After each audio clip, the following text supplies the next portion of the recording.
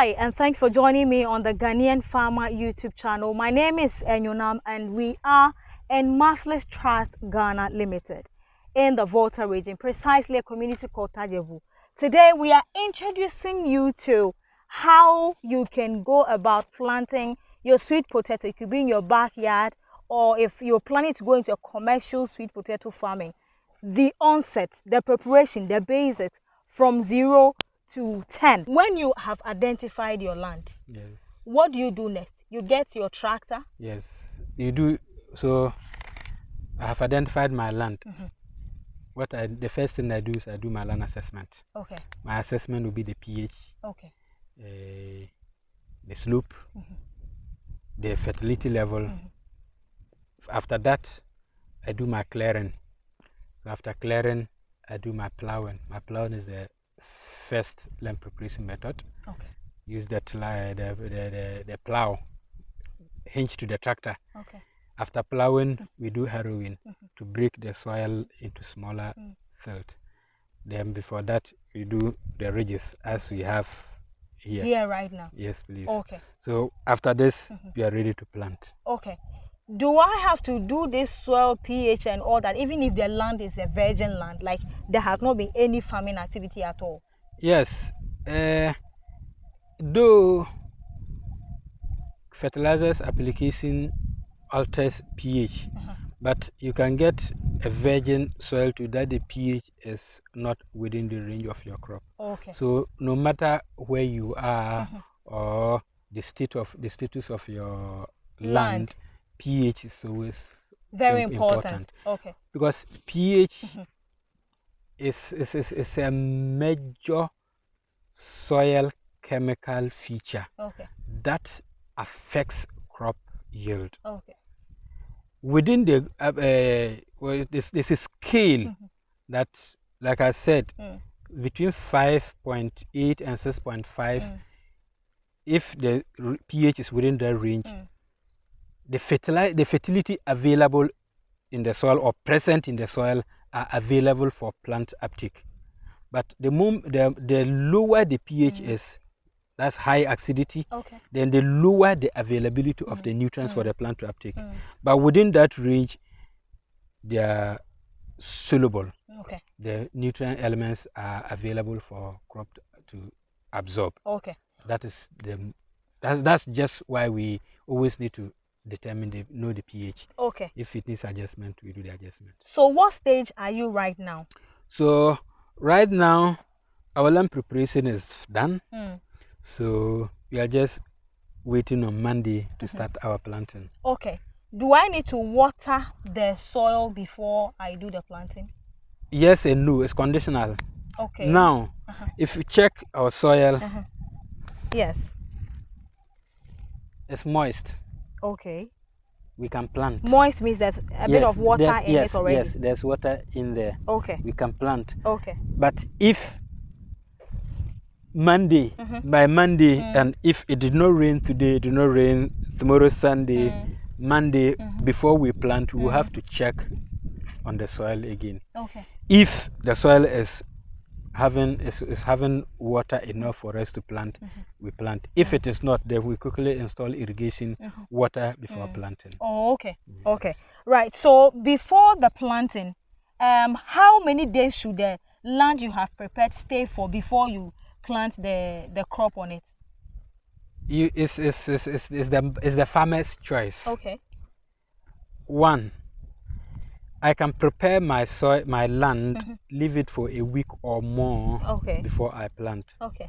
The reason being that it had rained. Okay.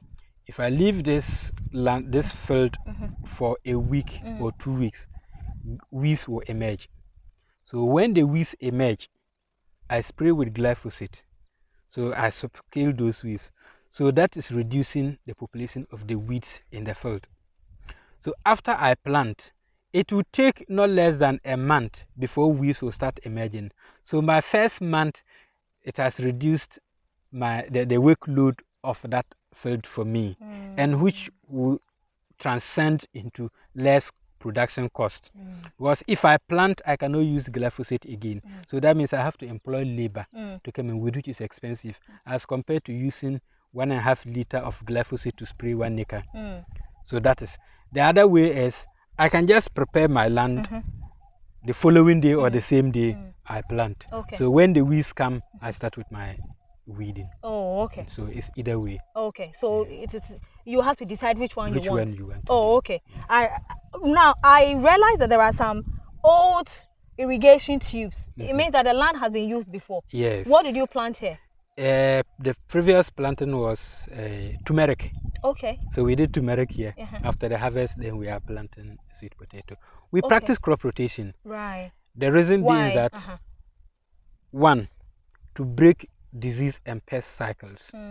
The pests and diseases that affect sweet potato is different from those that affects turmeric. It's different from those that affects chili. So we have those differences in plant families. So we change this. The next planting season we go with this. So we planted turmeric here. So this time it's for sweet potato. Okay, but with regards to that one, do I need specific? Does it have to be tuber to tuber, or it can be tuber to cereal, or you know, how should it be? Okay, you can go tuber to cereal, to fruit, or vegetable. Right. But agronomically, we always go along with families. The Solanaceae family, the Cucurbitaceae family. So if we have tomatoes here, tomatoes is the Solanaceae family. Now, after tomatoes, I can bring on tomato. Cucumber, or my beta melon, or turia or tender, which is in the Cucurbitaceae family. So these have different cycles.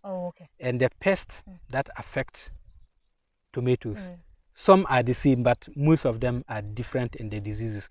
So when you starve the disease organism of food, it dies. So the next time I bring in tomatoes again, those diseases yes, I see. All right, so the beds you have made, what is the size and height of it? So in between ridge is 1.3 meters. These ridges are 40 to 50 centimeters high and 50 centimeters width. Why these specific numbers? So these specifications are, for instance, if we say from bed to bed or from ridge to ridge, because they are spread, they spread over the area, you have to give them that room not to overcrowd. Then between the height of the bed between 30 and 40 centimeters is also there because the sweet potato root depth is within 30 centimeters. And within that 30 centimeters, it develops the root. So we need to provide a soft soil where it will be able to develop the sweet potato, what I want freely.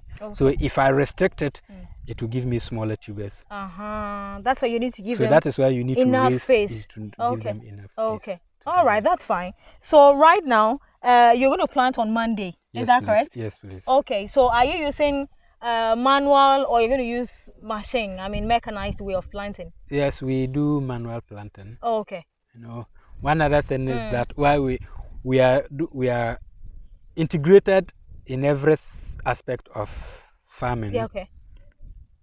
We do the land preparation mechanically. We do harvesting mechanically. We do planting, weeding, and pesticides application manually. Simply because we want to provide jobs for people. We have the implements, but as if I just use implement when they are planted, the people will be starving. So they won't have anything to do. So it's a way we integrated the manual and mechanicals into. And how long is the bed? One row is how long? This bed, some of them are 70 centimeters. Others are less than 70 centimeters. You have a fair idea how many crops would be on one bed? So the sweet potato, it would take 233 plants per bed. That's a lot. 233 plants per bed. Per bed. That's a lot. That's a lot. Okay, so in this case, we have been introduced to how to prepare your land and do all that needs to be done before you even bring your plant from where it is to, you know, transfer to the field. But the sweet potato family, how do you, is it also nursery before transplanting, or you do multiplication and transplanting? We do both. Which is which? We can do nursery, we do nursery and we do multiplication. Oh, okay. Now, let me ask this. In some other farmer I've encountered, he said they go and cut the vines and then come and plant. Yes. But in your case, you keep mentioning multiplication. What's the difference between what they are cutting and planting and what you are, so you know, planting? The difference is now we cut from multiplication field because we are taking from the first generation of the parent material. Okay. We have the parent material. Right. The other farmer don't have the parent material. Oh, okay. So the parent material is the first multiplication. Then from there we get the first generation. It's just like in plant breeding. So we get the first generation, we multiply the first generation. So when you cut from that multiplication field, the yield that you would get from that will be different from the other farmer just cutting the vines from somewhere and the planting on the field. The factors that plays in: one, disease. The material could be diseased. Okay. So when it's diseased, it reduces the yield. Okay. And provided his or hers is a hybrid, but if it is an open pollinated variety, an OPV, or just a normal variety, then that's another different level. Okay. How many acres do you have? Currently, we have 75 acres of sweet potato that are ready for harvest. Because we have a market, we supply consistently. So we have, how will I call it, a batching. So we have currently where we are harvesting 150 acres. We are currently harvesting. Okay. Since the beginning of this week. Up to until now. You are still harvesting. We are still harvesting. Okay. So then we have 75 acres that will be ready next month, which this here we are as part of that. Okay. Then we also have another 75 acres that we've planted, which are 1 month old. Okay. Then this week we'll be planting another 75 acres. All right. So it means you plant in batches. We plant in batches, just to sustain the market. All right. The planting materials, where do you get them from? These planting material, we got these planting materials straight from the breeder, Louisiana State University in ARSC, South Africa. Wow. The Agricultural Research Center of South Africa. Okay. So these are where we get our varieties. Okay. Yes, all right. When you get them, what do you do after it arrives in Ghana? So when we order for the parent, we call it parent material. Okay. So we get the parent material, we have to multiply it. Okay. We have to multiply because it's so expensive that you cannot buy them to cultivate even an acre at a go. How much is it sold, first of all? Give us a fair idea. So in case someone is watching you. We have some of them from the breeder. We buy a slip of 2 nodes for £7. Wow. Okay. Do you have a sample you can show us to see? No, for now, no, unless we cut something from this and then so that's okay. Okay. But for the parent material, that is where we plant and then we multiply for the commercial production and the outgrowers. Okay. So that is how expensive it is. Right. That's how expensive I see. Okay. So when we get for Blessbok came with 3 different varieties. So each of them we buy like 500 slips. Okay. From the 500 slips, we can multiply it. How do you do the multiplying? Because the multiplication, we need to get a healthy, clean planting material for commercial production. Okay. So we do our multiplication in the greenhouse. Okay. In the greenhouse is a covered area, controlled environment where you limit or you absolutely do away with pest issues and disease related issues. Okay. So we do that. Okay. And then we take it. How many days does the multiplication take before you get the number of planting materials to cultivate your 75 acres? Depending on the variety. Okay.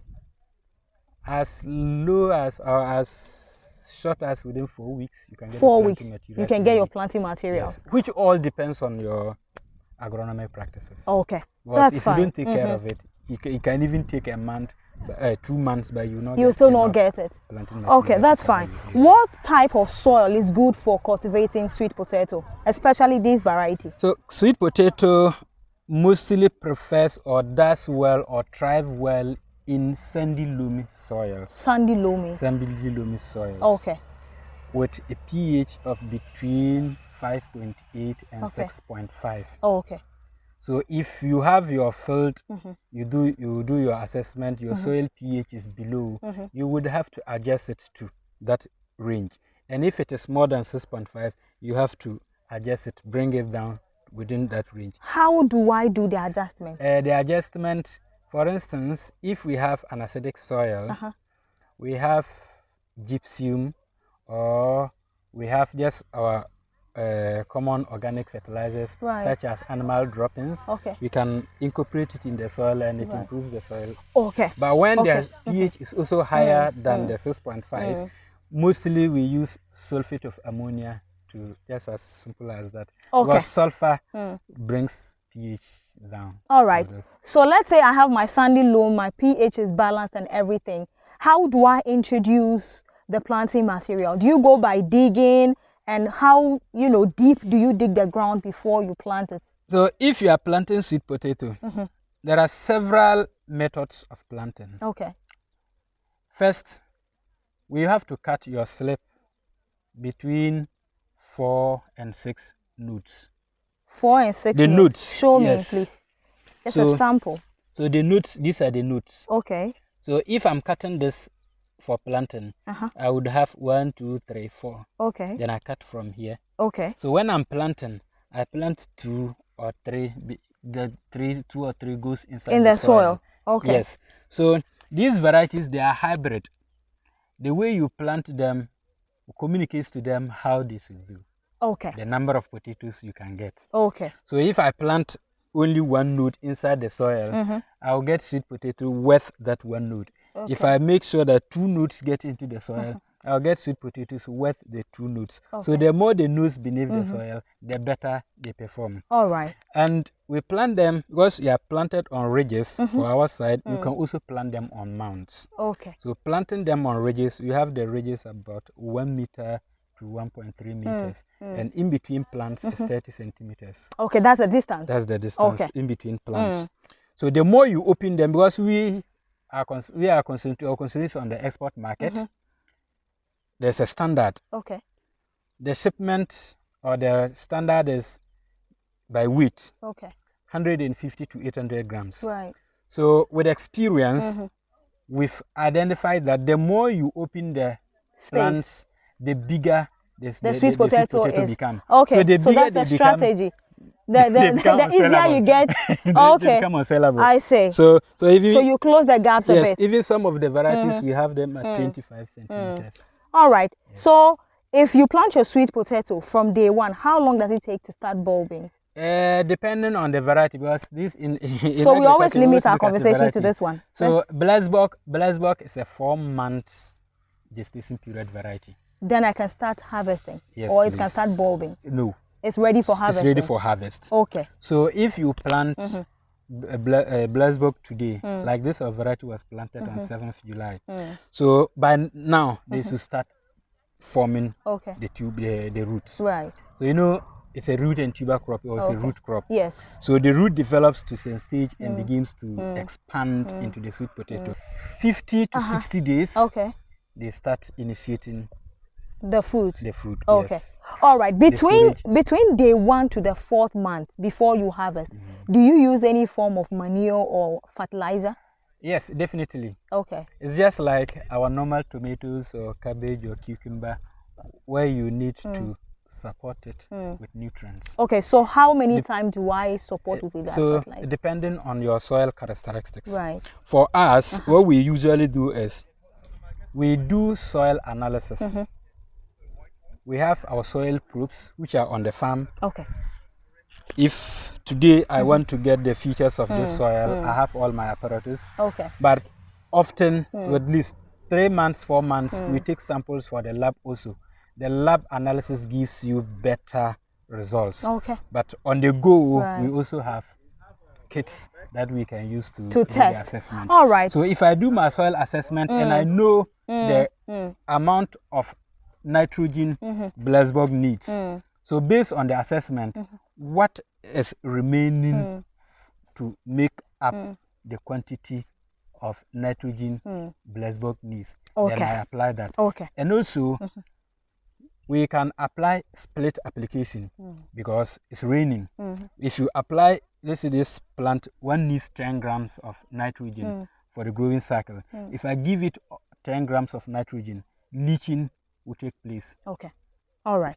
So I split the applications, 2 or 3 applications, and then I get my That's fine. So between day 1 to the 4th month, how many weeks do I start seeing the flowers? The flowers after 30 days they start developing flowers. Okay. Yes, please. All right, that's fine. So how many times do I harvest when the potato is fully formed? It's once. Once. Potato, you harvest potato just like yam. Okay. So you harvest, no, yam is even harvest twice. Yeah, if you go to the northern sector, we harvest yam 2 times, but sweet potato we harvest once. Okay. Yes, that's fine. Are there any form of pests that attack potato? Yes, please. We have both pests and diseases.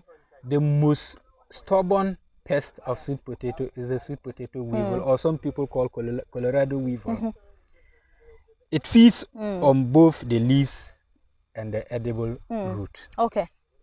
Aside that, we also have some other grasshoppers, as you can see them flying around, all over which the feeds place on the leaves. And the more they feed on the leaves, the less the plant is able to photosynthesize. Okay. And as less photosynthesis is taking place, that means your yield is also going down. So you want more activities. So we want more photosynthesis. Okay. So if you want more photosynthesis, you have to avoid or control the pest infestation. Because when the leaf is this is the surface area of the leaf. So a little reduction will also reduce the amount of food this leaf can prepare. Okay. And that is the total amount of food required for the plant to form, actually. So any small cut of the leaf will have negative consequences. What kind of weather is very good for sweet potato farming? Sweet potatoes normally are warm climate plants. Okay. So if you find yourself in an area which we are in the temperate zone, we have certain plastics we use to cover the bed just to improve the temperature to the optimum level. But here we are, we don't have problem with such. Okay. So how about rain patterns? In the absence of rain, do you cultivate all year round, first of all? Yes, we do all year round cultivation. Okay. Do you do that mainly depending on the rain, or you have irrigation on your farm? We have irrigation. Okay. Because we do all year round production, and in Ghana we don't get rain throughout the year, or let's just say in Volta region, here we are, we don't get rain throughout the year, but we cannot wait for the rain to do planting. Okay. So we have irrigation set up. Okay. We use 3 different methods of irrigation. We have the drip irrigation system. Okay.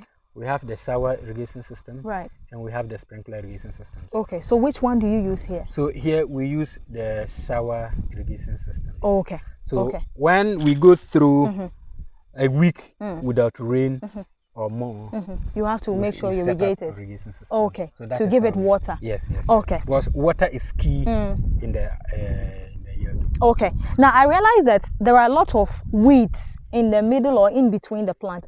Doesn't that affect the yield or anything? Weed is a pest. Okay. In agronomy, weed is a pest. So, and also they compete with the crop for nutrients. So the more there are leaves, the more competition that exists between the crop and the weed. In that case, how many times do I do pruning in the plant? So, depending on the weed density of your farm, you can have 2 times of weeding, and then the 3rd weeding will be hand picking. Because the 3rd weeding, like now, but right now you can always use hoe here because the hoe, they've spread across. If you want to use hoe, you'll be cutting the vines. So this time you only do hand picking. Now after you harvest, what happens to the vines? The vines, depending on the age, or let me say degeneration, or the health, or the cleanliness of them, you can replant. And it will grow again? It will grow again. Oh, okay. But at certain stages, these are hybrid. At certain stages, you plant them, you not get anything. Oh, okay. So when it gets to that stage, right, we just compost it. Oh, okay. And we give it back to the soil. Okay. So if you will be able to replant, you have to test the healthiness of the plant. Then you are sure if you replant, it would still give you another fruit. Okay, I realize some of the leaves are also looking yellow. Is that a concern? Is it something I should be concerned about, or it's okay? Not really. Normal? Not really. Okay. It could be, depending on where you find the yellow leaves. The yellow leaves, okay. So these yellow leaves are the new emerging leaves. Okay. So there's lack of chlorophyll in them at that young age. Okay. But as they develop, they begin to, but it is not a nutrient deficiency. Okay. But you can see the yellowing of leaves being nutrient deficiency. But in this case, it's not nutrient deficiency. Okay. Do you always need to make beds before you can plant your sweet potato? Yes. If you want the storage route, you have to do bed or mount. Okay. But if you are multiplying for planting like we started before, when you get a parent material, you have to multiply to plant that. You don't need ridge or bed. You just plant it on the flat land, just like we do rice, just like we do maize, just like we do beans, just on the flat. All right. So how many, I know you guys don't use bags. I know you use some form of basket. How many of those are you likely to carry away from this farm? This variety has a potential yield of 18 tons per acre. 18 tons? 18 tons. Per acre? Yes. Okay. So though it is 18 tons, but there are certain factors that could go against you or go in your favor. Okay. One is plant population. Okay. So we should have between 13,000 and 15,000 plants from this from an acre to get that. So if I lose one plant, that means I'm losing like 1 kilo or 2 kilo. There will be reduction in what you get at the end of the day. At the end of the day. Okay. So the second is the nutrition. This is a kind of a heavy feeder. Though as when you compare it to maize, it's not, but with other vegetables, it's a heavy feeder. Okay. So it needs the fertilization to give you. Is potato farming, does it need a lot of money? Is it a big investment? Yes. From land preparation, to labor. For sweet potato production, we do both primary and secondary land preparation. Okay. Which are the primary land preparation is you plow with the tractor. So when you plow with the tractor, for us, God being so, we've been producing in these fields, and the soil tilt has improved. Okay. So other sides, when you do your plowing, you have to go through with harrowing to break the soil lumps, and then you do the ridges. So which are all cost. Planting is not like maize where they can easily plant a go. Yeah. So it's quite okay. It's quite expensive. Now, and it's rewarding also. That's the part I want to hear. It's rewarding. It's rewarding. Okay, that's fine. Now you kept mentioning export market. Which countries do you mainly export your sweet potatoes to? Our sweet potato we export into the EU market. Okay. And the Asian market. Okay. Yes, please. But is some also sold in Ghana? Yes. Among the 3 or 4 varieties you mentioned, which one do consumers love the most? The Beauregard and Orleans. Okay. All right. That's cool. All right. So if somebody is aspiring to go in sweet potato farming, what would be that 5 tips you will share for the person to make sure they do this and they will get good result, 100% result? Number 1, agriculture is all about the marketing. Okay. So you have to identify your market first. Right. In anything, you not only sweet potato, whichever produce you are going to produce, identify your market first. Right. Without market, don't venture. Okay. So when you get your market, you would be able to identify the variety the market is looking out for. So if you produce that variety, then follow the protocol, the good agronomic practices, and you are good to go. Okay. All right. So that's Razak. He's the operations manager here in Marvelous Trust Ghana Limited. Here into planting or cultivating a lot of vegetables and fruit as well. www.marveloustrust.com. Okay.